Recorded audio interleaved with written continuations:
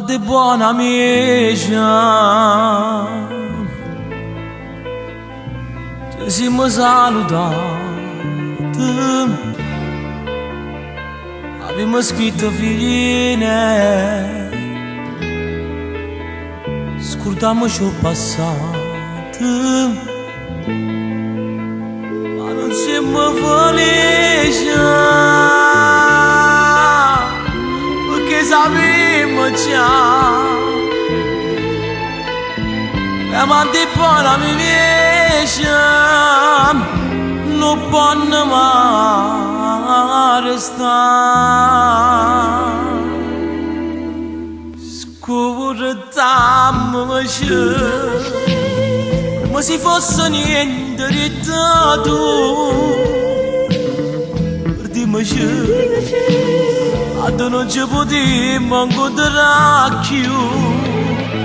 la mamma c'ha sa smaglia pure bene di tuo cuore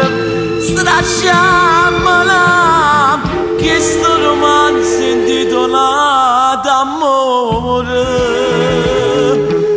scordiamoci e sti parole che mi tu accidere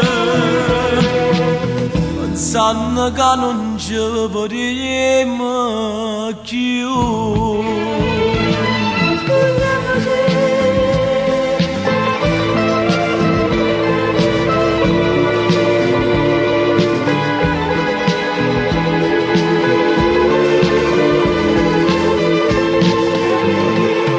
la mamma c'è sa smaglia pure bene di tuo cuore stracciamola che sto romanzo intitolato amore scordiamoci e sti parole che mi dici tu m'accidere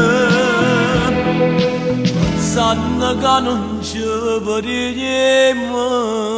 più scordiamoci